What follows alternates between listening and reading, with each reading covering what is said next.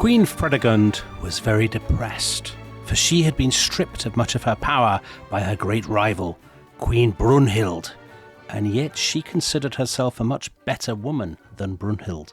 In secret, then, she sent a cleric of her household who was to gain Brunhild's confidence by trickery and then assassinate her. If only he could, on some pretense or other, be accepted as one of her retainers and so gain her confidence, she could then be dispatched when no one was about. The cleric went off to Brunhild, and by the lies which he told, made his way into her good graces. "I am a fugitive from Queen Fredegund," he said, "and I seek your protection."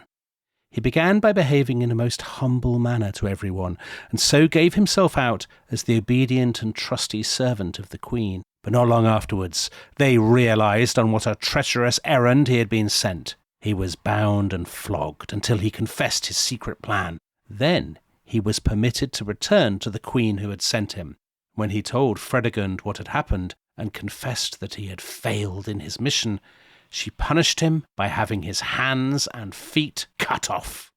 So that was Gregory of Tours in his History of the Franks, which is his great chronicle, often an eyewitness account, in fact, of what happened in Merovingian Gaul in the late 6th century. So Gregory of Tours, Tom, I studied him at university. He was a great Gallo-Roman writer, descended from the kind of senatorial classes. It's a wonderful book. I know you're a big fan of the first line of that book, the greatest first line in all history. Yeah, I think it's my favourite ever written. Do you want to tell everyone what it is? It's so accurate. A great many things keep happening, some of them good, some of them bad. I mean, that's the whole of history there, isn't it? Yeah. Well, this is one of the bad things. Definitely. So the rivalry between Fredegund and Brunhild, which is the subject of today's episode, this extraordinary feud between these two formidable queens of the Franks. Yes. So let's start with Fredegund. Fredegund is the granddaughter-in-law of Clovis, who is the bloke we talked about last time, the founder of the Merovingian dynasty, master of was once Gaul, but is becoming under Frankish rule, or is going to become France. And so actually is Brunhild. But there's no question that Gregory of Tours, on whose account we chiefly depend for the lives of Fredegund and Brunhild, he is absolutely team Brunhild. She is never really accused of anything bad, whereas Fredegund, to Gregory, she is an absolute monster. So he accuses her of terrible crimes, multiple assassinations, witchcraft. He even accuses her of having murdered a bishop in his own cathedral, and he has the bishop turn to Fredegund as he's dying. He's been struck down by daggers. His blood is spilling out over the floor. "As long as you live, you will be accursed, for God will avenge my blood upon your head." And does Fredegund care? She does not care at all. She just stands there and gloats. So I guess in Gregory's account, she is a baggage, but she might also seem what I believe Americans call a badass. Right. I mean, you could be both at once, surely. Or possibly just been badly misrepresented by a guy who just doesn't like her. Misunderstood, yeah. So we will discuss that. But I think two things are absolutely clear, even from Gregory's account of her, that her life is dominated by two things, and really important to keep these two goals in mind. One is she wants to see one of her sons rule as king and to see the end of her sister-in-law, Brunhild. Right. And the feud between Fredegund and Brunhild is not widely known, certainly in English-speaking countries, but it absolutely bears comparison with that between Elizabeth I and Mary Queen of Scots. I mean, in all kinds of ways, it's much more bloody and ferocious. And even though neither of them ruled as queen in her own right, though both are hailed by their admirers as queens, their role is as wives and mothers of kings who, I mean, pretty much without exception, are vastly their inferiors in terms of ability. And the measure of that is the length of their rule. So Fredegund is queen, inverted commas, for 29 years. Wow. And Brunhild rules for an astonishing 46 years. Yeah, that's incredible. Yeah. And it's not surprising that ultimately both of them end up as kind of figures of myth. So Brunhilde in Wagner's opera, The Valkyrie, she's essentially a compound of the pair of them. In myth, these two inveterate rivals are joined and united. All right, so Tom, let's just remind ourselves where we are for people who perhaps missed the last episode. We're in the ruins of the Western Roman Empire. The empire was still going in Constantinople in the eastern Mediterranean, but in the western half, the authority structures are broken down and power has passed to these warlords who are now crowning themselves as kings. And in Gaul, that means the Franks under Clovis. And so someone like Fredegund, do we have a sense of when she's born? We're not absolutely sure when she's born, 530s, early 540s perhaps. Right. So about 2 generations after the end of the Western Roman Empire, approximately. 2 generations after Clovis has made himself king. And the reason essentially why we don't know when Fredegund is born, and this is the remarkable thing about this woman who becomes such a powerful figure in Gaul, is that she seems to have begun her life as a slave. So I will quote from The Dark Queens by Shelley Puhack, which is a wonderful account of the rivalry between these 2 queens, the great narrative account in English. She writes, where exactly had she come from, this Fredegund, this strawberry blonde slave queen? Was she left on a doorstep, sold to satisfy a debt, or more likely captured as a child? We just don't know because the early details of a slave's life are lost to oblivion. But what we do know is that she is born at a terrible time in history. So what Michael McCormick, the great historian of the economy of late antiquity and early medieval Europe, describes as one of the worst periods to be alive. And the reason for that, we've actually kind of touched on this before. The mid-6th century is buffeted by natural disasters. So there's a volcanic eruption in 536, which is probably the decade that Fredegund is born, and that sees temperatures drop by as much as 2.5 degrees. Then you get the Great Plague, the Justinianic plague, because it originates in the reign of the Emperor Justinian, which sweeps eastwards and westwards as well. And you also have other epidemics, and particularly epidemics of dysentery. And these just keep hitting Gaul. And Gregory of Tours writes of one in very moving terms. It attacked young children first of all, he writes, and to them it was fatal. And so we lost our little ones, who were so dear to us and sweet, whom we had cherished in our bosoms and dandled in our arms, whom we had fed and nurtured with such loving care. As I write, I wipe away the tears. And any notion that people in the early Middle Ages didn't care about their children, I mean, I think that absolutely demonstrates that's not the case. And it is absolutely the case as well that the deaths of children by dysentery will play a key part in this story, particularly in the life of Fredegund. And what is worse, perhaps not surprisingly, given that it's an age of natural disasters, of pandemics, of the breakdown of authority, tremendous fear, no doubt, it is an age of war, Tom, because the Franks are warriors above all. They were working for the Roman army. That's what they do. That's what they're very good at. That's what they know to do. Yeah, and so I think people would have the sense, this is the Dark Ages, the Roman Empire's collapse, these are warlords, it's just endless violence and things. I mean, the thing to emphasize is that what you've just said, that it is a time of war, but it's quite a Roman style of war. The Frankish kings are really the heirs above all to Rome's military traditions. And so the military tradition in Gaul was for the Romans to impose their power on the eastern banks of the Rhine. And so that is what the Frankish kings do. So having conquered Gaul, they then do as the Roman emperors had done throughout the course of Roman history, which is to send military expeditions into Germany. And actually the Franks do it in a way more effectively than the Romans ever did. So, for instance, in 531, Clovis's son, a guy called Clothar, conquers the region that will come to be known as Thuringia. So a great swathe of East Germany. And he brings back enormous quantities of slaves to Gaul. And Clothar is a king very much in the mould of Clovis. He is simultaneously Roman and barbarian.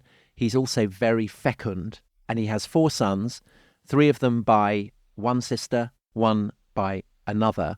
And when he dies, he divides the kingdom up 4 ways between them. And I have to say that I always thought of this tendency of the Frankish kings to divide their kingdom up between their sons as being a barbarian practice.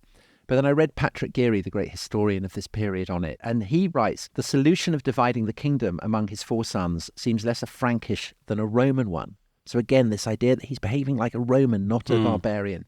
Clothar's territories were divided along roughly Roman political boundaries, and each brother was established with his own and Roman advisors centred in a major city. But of course, if you think about it, the Roman Empire was endlessly being divided up. Yeah, never worked. And this fostered war. And the problem is that exactly the same thing happens, this 3rd generation on from Clovis. These 4 sons of Clothar because they don't necessarily get on with each other very well. And there was one of them in particular who's the kind of, if you like, the runt of the litter, who is particularly embittered, particularly resentful.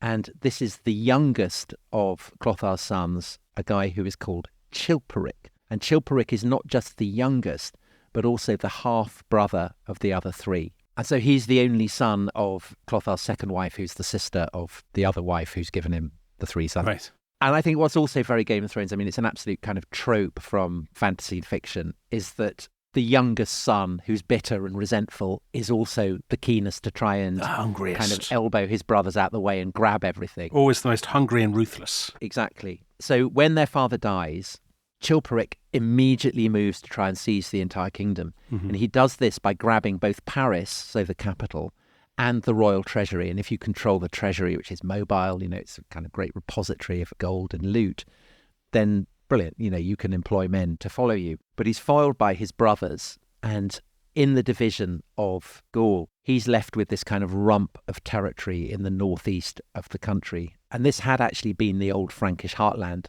So Soissons was where Clovis had beaten Syagrius, the last Roman ruler in Gaul.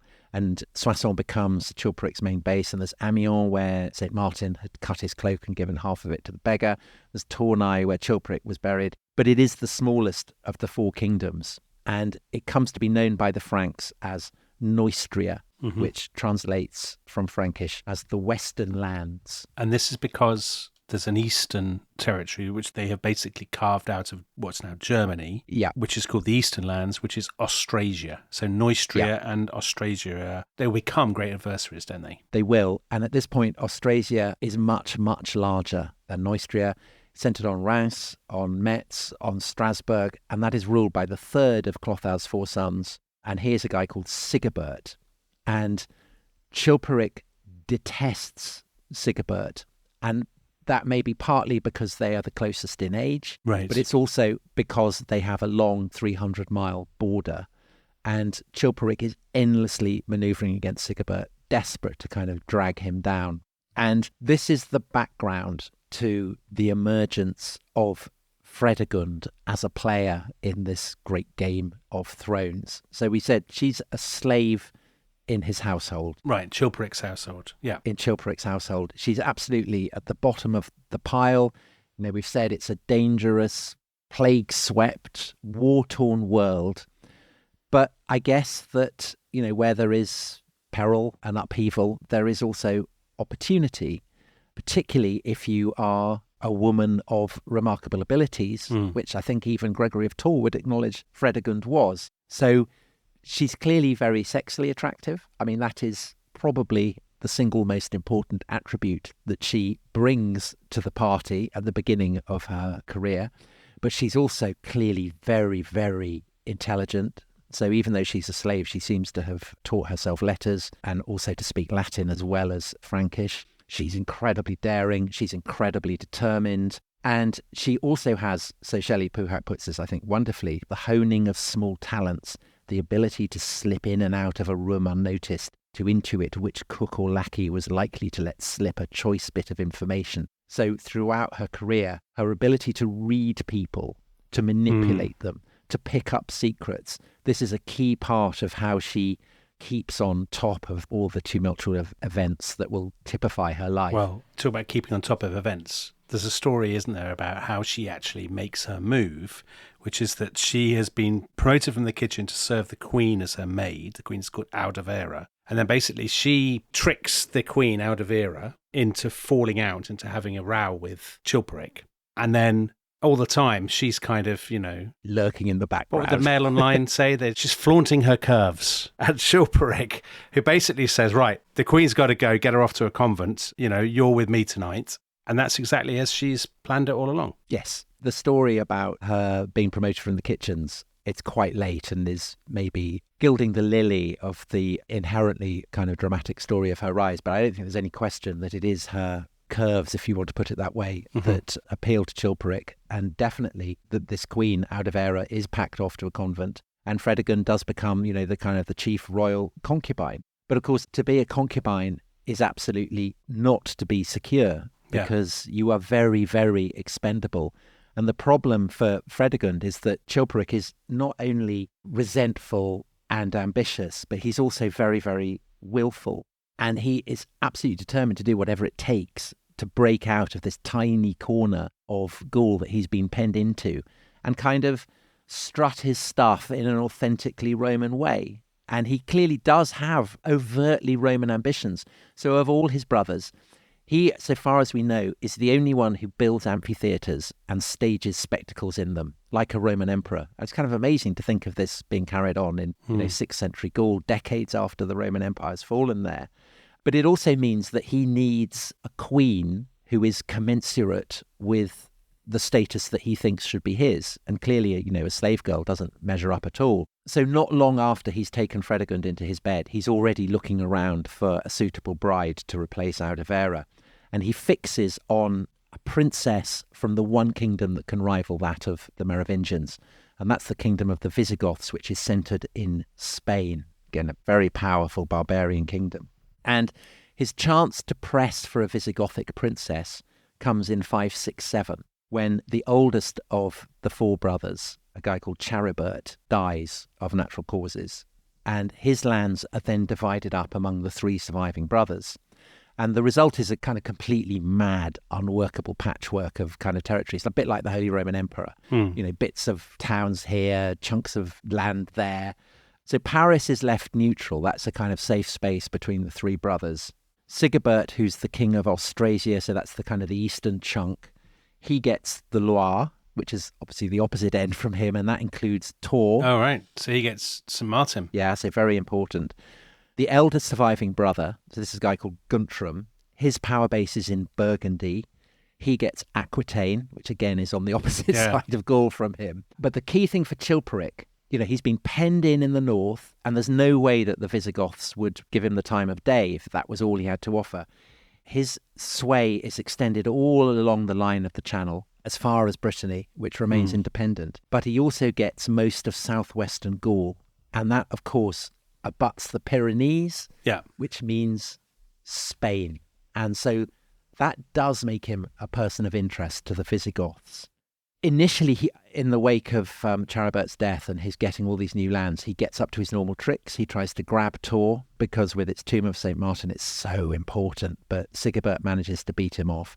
But then he opens marriage negotiations with the Visigoths and he gets what he wants. He gets a princess. And in 568, the eldest daughter of the king of the Visigoths, a princess called Galswintha, duly sets off from Spain northwards to Neustria. And she arrives on the banks of the Seine. She's come up the river, a bit like Marie Antoinette did. And she steps out from the boat and she's greeted on bended knee by Chilperic and his entire army. He's kind of brought them out as a gesture of honour. That's a very Game of Thrones scene, isn't it? Very. Brilliant. And Gregory of Tours describes this moving and romantic moment. King Chilperic loved her very dearly, for she had brought a huge dowry with her. What's not to like? What's not to like? Money can buy him love. Yeah. But what does Fredegund make of this? Because she's been sharing the royal bed. She can't be best pleased that this Visigothic princess has pitched up. It's very, very bad news for Fredegund because reports of Chilperic's enthusiasm for her have reached the Visigoths. And so it's become a specific clause in the marriage negotiations that Chilperic will chuck her out and not have any other woman other than Galswintha, the Visigothic princess. So Chilperic really wants this princess, so he's chucked Fredegund out.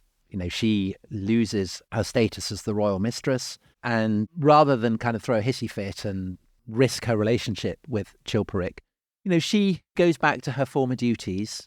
But as Shelley Puhack puts it, she made sure Chilperic caught glimpses of her in passageways and courtyards, enticing reminders of an easier and more blissful time. Aww. So she is still flaunting her curves. Oh, and does it work? It turns out Chilperic can't resist her. She is irresistible to him. And so a few months after the wedding, Galswintha finds Chilperic in bed with Fredegund. And there's an absolutely massive row. Galswintha threatens to leave for Spain, which would obviously be mortifying for Chilperic. One morning, Galswintha is found in her bed and she has been strangled. And Gregory of Tours writes, King Chilperic wept for the death of his queen, but then a few days later, he goes to the church, and there at the altar, dressed in splendid jewels, in the robes of a royal partner, is Fredegund, and they get married. And the scandal of it echoes across Gaul, it echoes across Christendom, and everyone, of course, is thinking what Gregory of Tours puts into words. It was Chilperic who had ordered Galswintha to be garroted by one of his servants. Crikey. So that is a shock. Bombshell. A real bombshell. And what's the reaction across the sort of Frankish world? So do people say, oh, good on you, this is reasonable behaviour? Or is this going to make Chilperic and Fredegund pariahs? Well, the place where it particularly reverberates is in the court of Austrasia, where Chilperic's brother Sigebert is king. And the reason for that, why it particularly reverberates there, is partly because Sigebert and Chilperic really detest each other. But it's also because Sigebert is also married to a Visigothic queen. And this queen is the younger sister of Galswintha, so the princess who's just been murdered. Yeah. And she had arrived in Austrasia the year before, so in 567. And the name of this princess, this Visigothic princess married to Sigebert, is, Dominic, Brunhild. Okay, so now we've got the other great player in the drama, Brunhild. We have. And we can obviously understand why Brunhild absolutely despises Fredegund and vice versa, because Brunhild clearly is never going to forgive her for the death of her sister. But we talked about Fredegund. Brunhild herself is a pretty remarkable woman, isn't she? She's incredibly fashionable, she's very beautiful, she's very elegant, and she's brilliant at politics. She really is, very like Fredegund.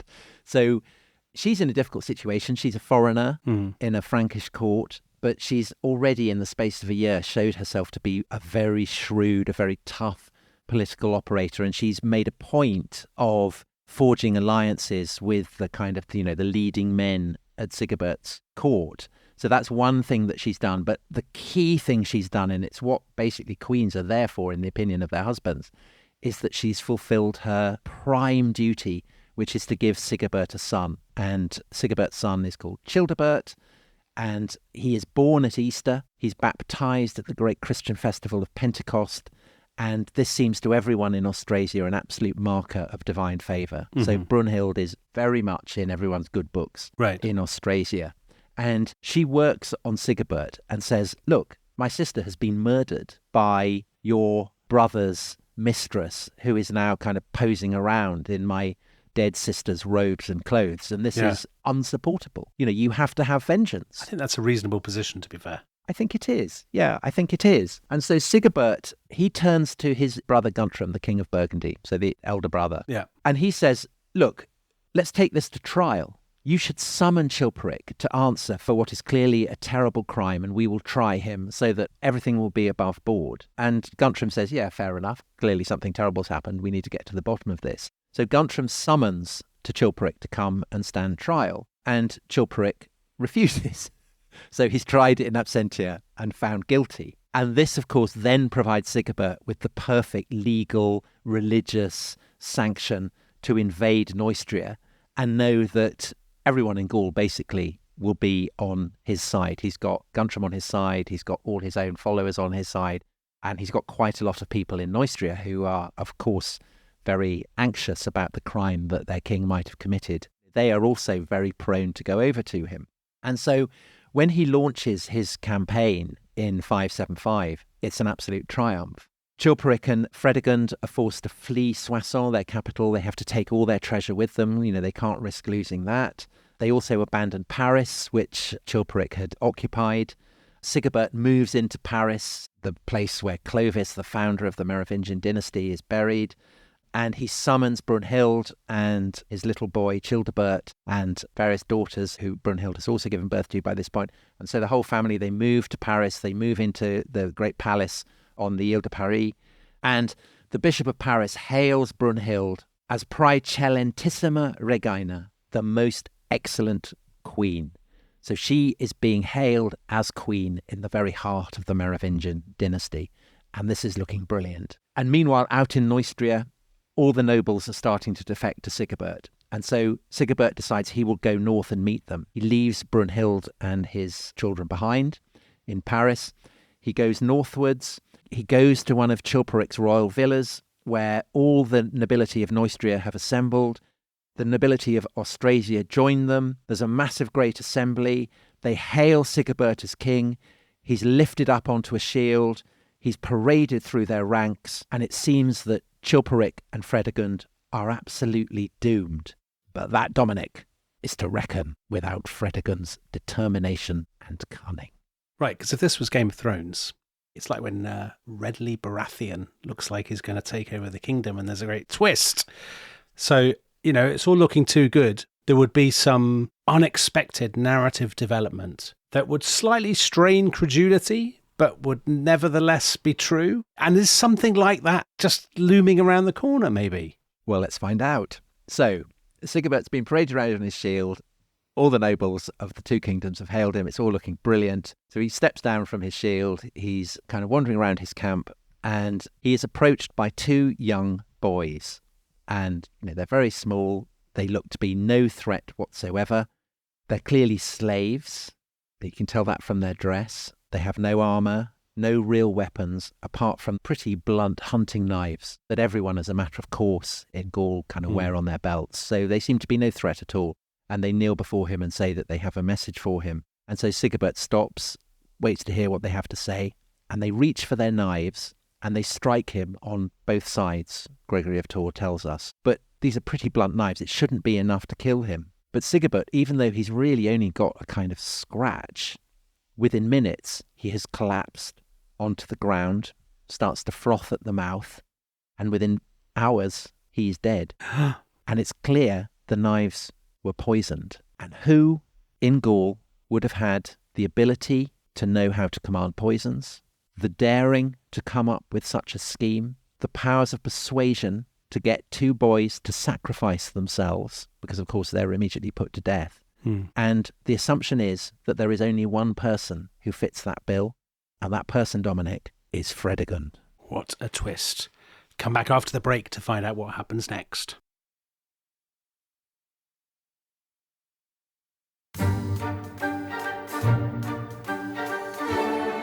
The wife of a Merovingian.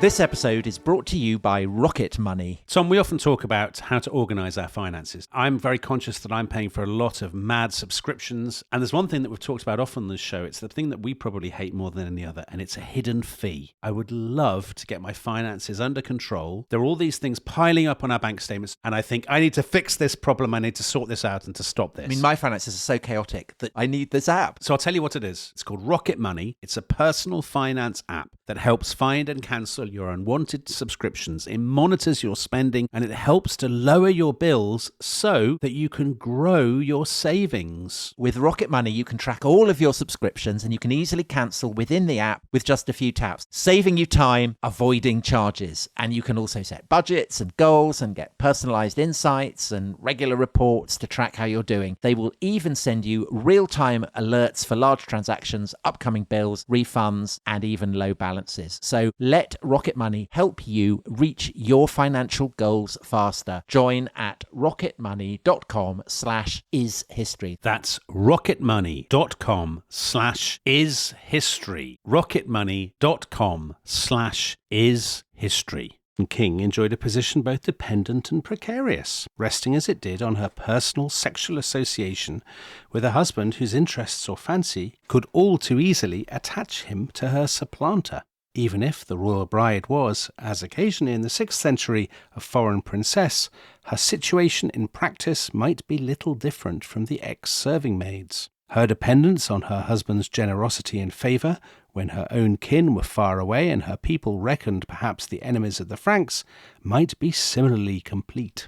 So, Tom, that's a historian called Janet L. Nelson writing in an article, I assume, called Queens as Jezebels.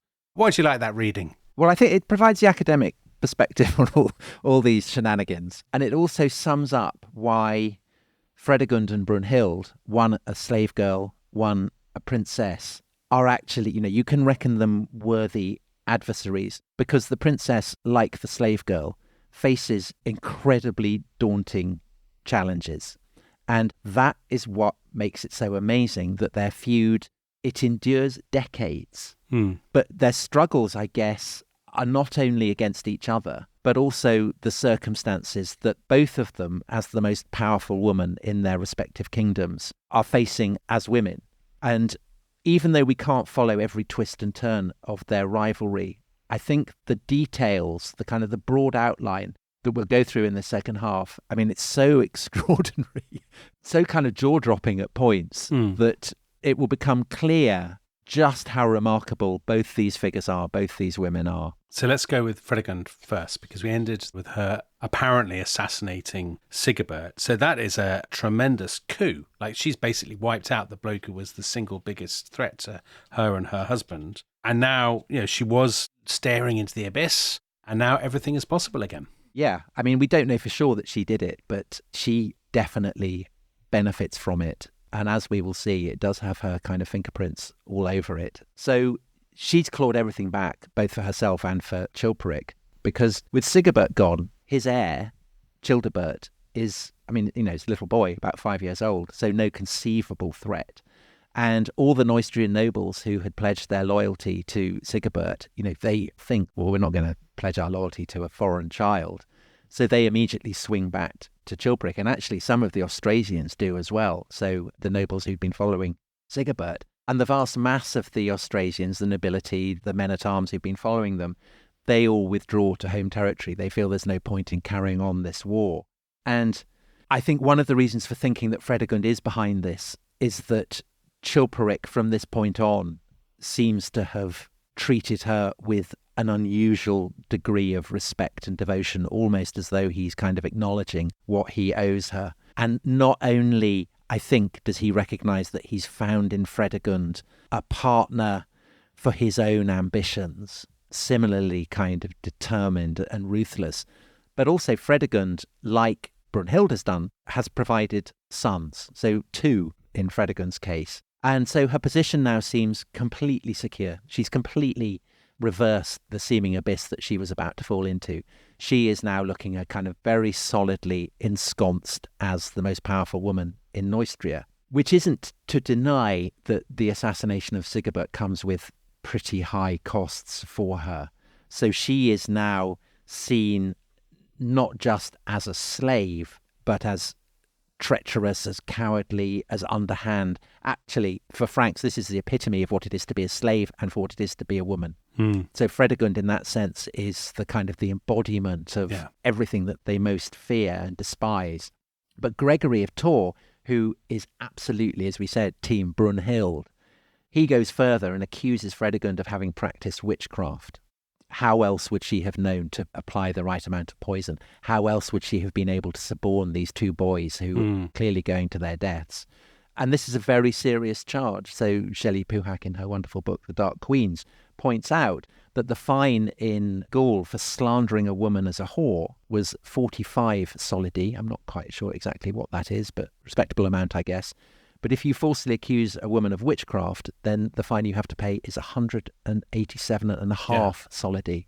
So, that's quite an imbalance. Yeah, definitely 4 times more. So does Fredegund care? Fredegund does not seem to have cared, and neither really does Chilperic. At no point in their lives, so far as we know, do either of them ever deign to respond to the accusations that are levelled against them. They never deny having committed murder. They never deny having practiced witchcraft. And I guess Fredegund feels that it's better to be feared than to be loved. And she certainly does become feared. And what about Brunhild? Because she was looking great at the end of the first half. She was left in Paris. All was good. And then her husband has been killed by these 2 boys. And all her hopes have crumbled away to nothing, right? She's suddenly stranded and alone. Yeah, so Fredegund has gone from 0 to hero, and Brunhild has gone from hero to 0. She has been left stranded in Paris. She's surrounded by a hostile population, and her priority, of course, is to ensure the survival of her son, Childebert, because everything for her future depends on him living. According to tradition, she puts him into a bag and smuggles him out of the palace into a boat, crosses the Seine, and they manage to get him back to Austrasia. And sure enough, Childebert, even though he's kind of only 5 or whatever, he's crowned in Austrasia on Christmas Day, 575. So he, at least, that's something that Brunhild can cling on to. But for her, things are looking very bad because she has fallen into Chilperic's hands. And he does what he always does to unwanted women, which is to pack her off to a convent. And it's a very particular convent in Rouen, kind of great masses of stone, very highly protected. So it's effectively a prison. And this is where he sent Audovera, his first wife, the one that Fredegund had supplanted. And it's a terrible place. It's fully cloistered. You know, there are no servants. You have to wear rough, coarse robes. You have a regulation pudding bowl haircut. It's not at all Brunhilde scene in any way. And she's looking around for opportunities to escape. And so she starts talking to Audovera, and they obviously swap notes about what a terrible person Fredegund is. And talking to Audovera gives Brunhilde an idea about how she can escape. And this idea becomes manifest in the spring of the following year, so 576. And that spring, the army of the Neustrians arrives in Rouen, and it is led by Chilperic's eldest son, who is called Merivich, so as in the sea monster. And he is one of two surviving sons of Audovera, and he has been ordered by his father Chilperic to march on the Austrasian holdings in the Loire, so that would include Tours. But Merivich has directly disobeyed these orders and instead has gone to Rouen. And he claims that it's to see his mother, Audovera, but it's clear that his real object is Brunhilde. And it's pretty clear that Brunhilde has written to him and said, look, why don't we get married? You know, we can have an alliance. Fredegund is clearly out to get you. You are a rival to her sons. She's going to want you out of the way. This is a person who is ready to practice poison at the drop of a hat. If we get married, I can go back to Austrasia and, you know, serve as regent for my son. You can get rid of Fredegund, establish yourself as Chilperic's heir, and then we can join the two kingdoms and rule effectively as king and queen. So let's just get our heads around this, Tom. So this guy is Merivich, and he is the son of Chilperic and Audovera. And Audovera, who's in the convent. We can forget about Audovera. She's in the convent. He's an older son, and he doesn't like Fredegund, the new queen, and fears her. Well, I think more to the point, Fredegund doesn't like him, because Fredegund's power depends on her son becoming king rather than him. So he's now proposing to marry his uncle's ex-wife, who is also the sister of his father's... stepmother, who's been murdered. Of his father's ex-wife, right. Okay. So it is very like a fantasy novel. Yeah, it's very clear. It's really clear. If you can't get your head around it, don't worry, because neither can I. Well, I think the key point there is that you're right, that this is technically incest. Right. And you would think that, for instance, holy bishops would not be keen to give their stamp to incest. But fortunately, the Bishop of Rouen, who is, you know, a man of very holy reputation, very venerable, a Gallo-Roman aristocrat called Praetextatus, he thinks, okay, fair enough, I'll do it. And probably the reason that he does that is that he is the godfather of Merivich. And so he kind of feels obliged by that relationship. And so he goes ahead with the ceremony. Brunhilde is sprung from this convent in which she's been imprisoned. She gets married and she is loose. But there's another twist, isn't there? There's always a twist. So you think Merivich has got it all, you know, going for him now, but actually, no. No. Chilperic is too strong for him. Is that right? It overpowers him and captures him. Captures him, shaves off his long hair, which of course is the mark of his royal status. So he basically goes bald, and this is a terrible humiliation, and sends him off to a monastery on the assumption that there he will be no harm. But Merivich, he's not taking that, so he grows his hair back, he escapes the monastery, tries to continue the fight, but he ends up cornered in a village that actually isn't far from Agincourt, so right up in the northeast of France. And he knows that he's rebelled twice.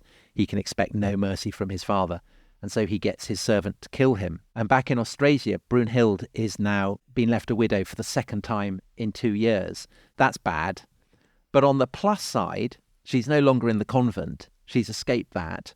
She's back in Austrasia, where her son is the crowned king. And not only that, but she's managed to persuade King Guntram of Burgundy, so the elder brother of Sigebert and Chilperic, to adopt her son Childebert as king. And I'm aware that there are an enormous quantity of mad names. Yeah. But basically, Brunhilde has got her son adopted by the King of Burgundy, and Fredegund has not managed to get her sons adopted. So she, to that extent, is one up. Right. And in fact, As Brunhild's wheel of good fortune goes up, so Fredegund's starts to descend. And, you may wonder, well, why would King Guntram in Burgundy adopt his nephew as king? Hasn't he got sons of his own? Well, he did have, but they had died in one of these endless dysentery epidemics that is always sweeping Gaul at this time.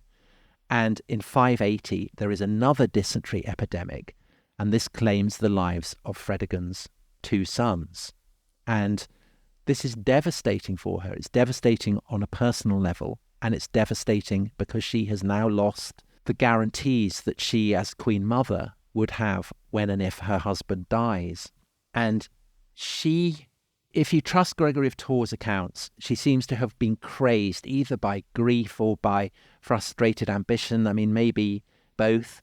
And according to Gregory of Tours, Fredegund accuses Audovera's last surviving son, Clovis, so that's the brother of Merowich who had married Brunhild, of having conspired with one of Fredegund's own servants to kill her sons by means of witchcraft. And Clovis supposedly been having an affair with this servant girl. Her mother was a witch. It's all a kind of very dark conspiracy. So Fredegund goes to Chilperic, says, look, your son, he's plotted against our 2 boys. He's engaged with a witch. This is terrible. You've got to sort him out. So Chilperic is obviously, it's a measure of, if this story is true, of how obsessed he is by Fredegund. He has Clovis stripped of his weapons. This is his own son. Yeah. Stripped of all his finery, chained up, turned over to Fredegund. Fredegund then has him removed to a private estate. He's locked up there, chained, and supposedly stabs himself to death, although, as Shelley Puhook points out, how he managed to do this while alone in a cell with his hands bound behind his back was never explained. Okay. So it's likely that, again, Fredegund has Fredegund strikes again. Yes. And so she also has the purported witch and her mother tortured and executed, and she also has Audovera murdered as well. So she has now destroyed both her rival as queen and her 2 stepsons. So to that extent, she has managed to clear the decks. But obviously, it's a problem. She needs to give Chilperic a son. That's everything depends on that. And fortunately for her, in 582, she manages to do that. So a 3rd son, and he dies of dysentery too. Oh, no. Terrible. But she thinks this is not just a common death by dysentery, does it? She thinks somebody has, again, poison has been involved, that somebody has been plotting this, I right? think witchcraft. Witchcraft. I think by this point, both her and Chilperic, her husband, they keep having sons. The sons keep dying of dysentery. Yeah. They think it must be witchcraft. And so Fredegund accuses a local dignitary of having done it. He's tortured horribly. They take little shards of wood and drive them beneath his nails, his fingernails and his toenails. And that's something that I would always give in to any torturer who threatened to do that to me on the spot. So really horrible. And she rounds up various women who were probably midwives. And she has some of them beheaded, some of them burnt at the stake, others broken on the wheel. And then as a climactic demonstration of her grief and her despair and her anger, she does something that will reverberate down the centuries, and Geoffrey of Tours describes it. The queen now collected together anything that had belonged to her dead son and burnt it, all his clothes, some of them silk and others of fur, and all his other possessions, whatever she could find. It is said that all this filled 4 carts. Any object in gold or silver was melted down in a furnace, so that nothing whatsoever remained intact to remind her of how she had mourned for her boy. And Dominic, we talked about how Fredegund, as well as Brunhild, feeds into the figure of Brunhilda in Wagner's great opera. And she immolates herself on a pyre. And I think that this is, clearly kind of distorted echo of this great bonfire of everything that had reminded Fredegund of her son. And so, it's a devastating moment for her. But she doesn't burn herself on the pyre. In fact, she has another child. She has another boy. She does. So because she and Chilperic are so nervous of witchcraft, when she gets pregnant, she keeps it secret. And when she gives birth to her son, she keeps that secret as well. So this means that when in September 584, Chilperic, who's been out for a day's hunting, returns home to his villa, he gets down from his horse and he is greeted by a servant who rushes up to him and stabs him to death. No one knows that he has a male heir. Crikey. So how old is this boy? Do we know? So this boy is, at this point, a few months old. Crikey. So now Chilperic has been stabbed to death. Now Fredegund is up against it, is she? Or did she actually have a hand in it, Tom? That would be a twist. Well, there are people who accuse her of having murdered her own husband because whenever a mysterious assassination happens, Fredegund always gets accused of it. Yeah. But if you think about it, that would be mad because for her, everything depends on Chilperic staying alive. She needs him at least until this baby boy that she's got has grown up and come of age, able to succeed his father. The loss of Chilperic leaves her fortunes hanging by a thread. So if you had to say, well, who's the likeliest person responsible, you would probably say Brunhild, which isn't to say that Brunhild did it, but I mean, she must be the chief suspect because she, of course, doesn't know that Chilperic has this male heir. And so she would assume that with Chilperic out of the way, there isn't anyone to claim the Neustrian throne. And so presumably she is now kind of plotting to take over Neustria. But Fredegund has one last card to play. So she writes to Guntram, the King of Burgundy. She reveals the bombshell news that she has this baby boy. And she says, "Let my lord come and take charge of his brother's kingdom. I have a tiny baby whom I long to place in his arms. At the same time, I shall declare myself his humble servant." So she's reading Guntram like a book. She's being submissive. She's being subservient. She's saying, you can have the rule of Neustria. You can look after this boy who is your nephew. And Guntram is charmed by this. And Brunhild doesn't dare go against Guntram's wishes. And so she has to play quiet. And so Fredegund lives to fight another day. And so Fredegund has played a blinder. She's plucked security from the jaws of danger, Dominic. And Very for good. the next 8 years until Guntram dies in 692, Fredegund and her son, who she calls Clothar, essentially are secure from Brunhild's vengeance.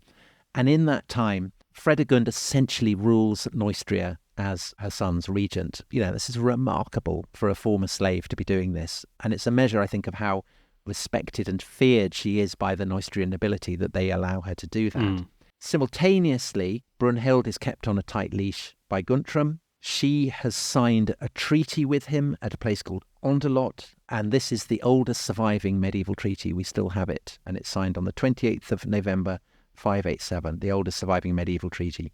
And this confirms that Childebert, who is Brunhild's son, will inherit Burgundy on Guntram's death. So that's one up for Brunhild.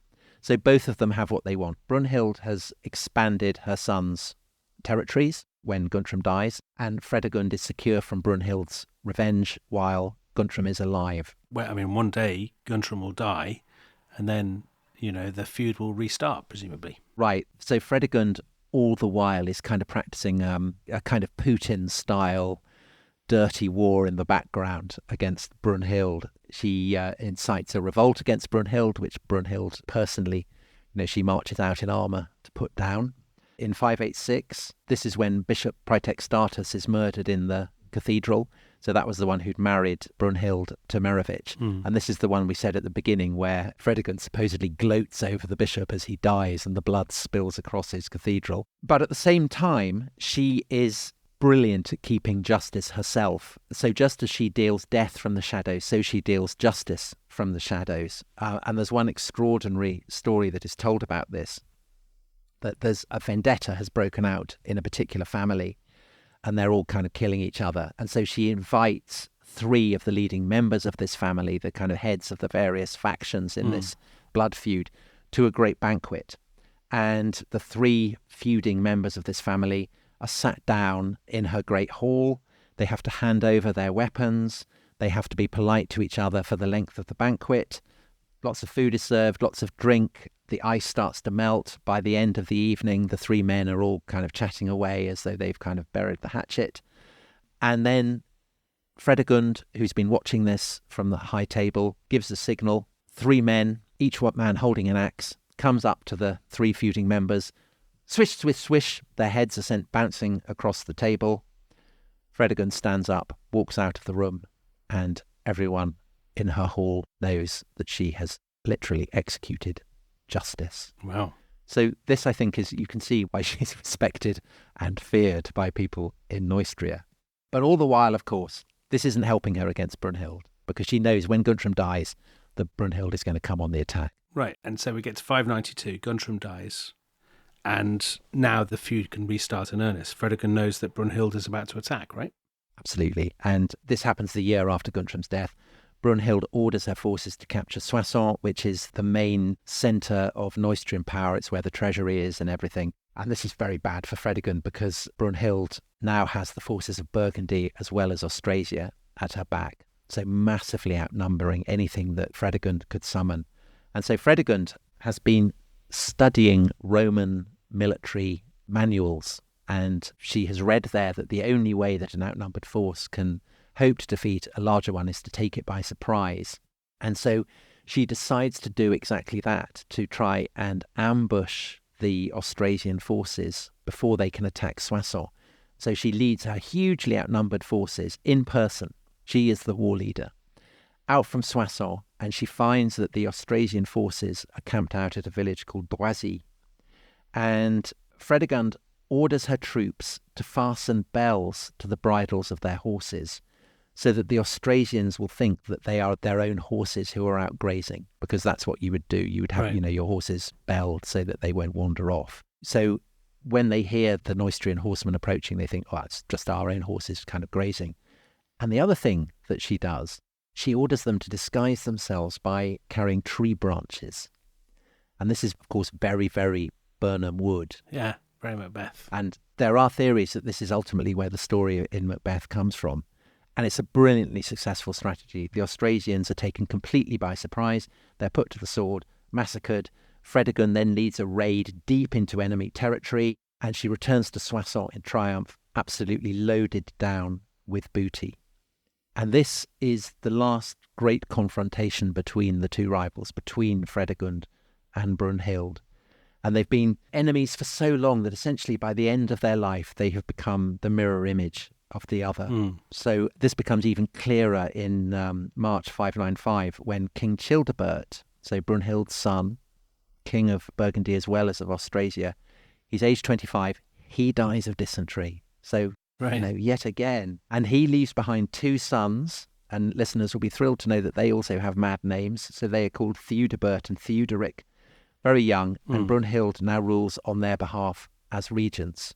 And so both Fredegund and Brunhild are now regents, and Shelley Buhak in her book The Dark Queens points out how extraordinary this is. So she writes, when Brunhild assumed the regency for her two grandsons, she ushered in one of the most unusual periods of European history, one of dual female rule.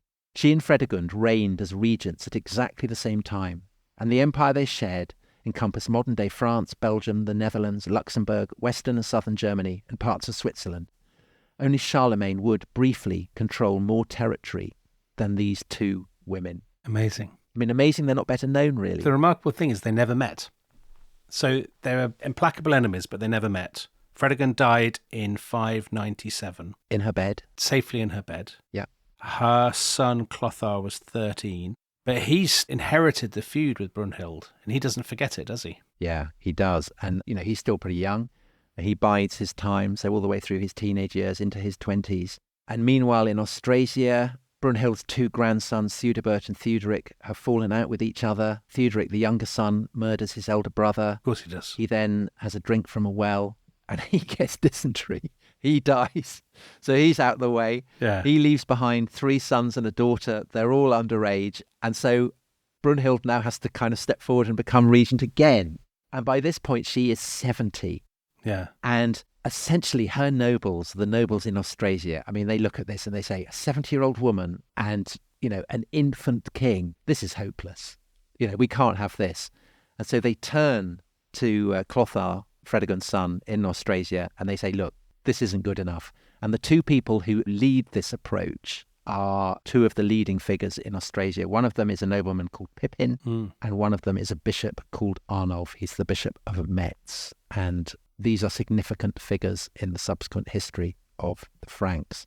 And they say, look, we will take Brunhild and her great-grandchildren, and we will secure them, and we will hand them over to you. And that's what they do.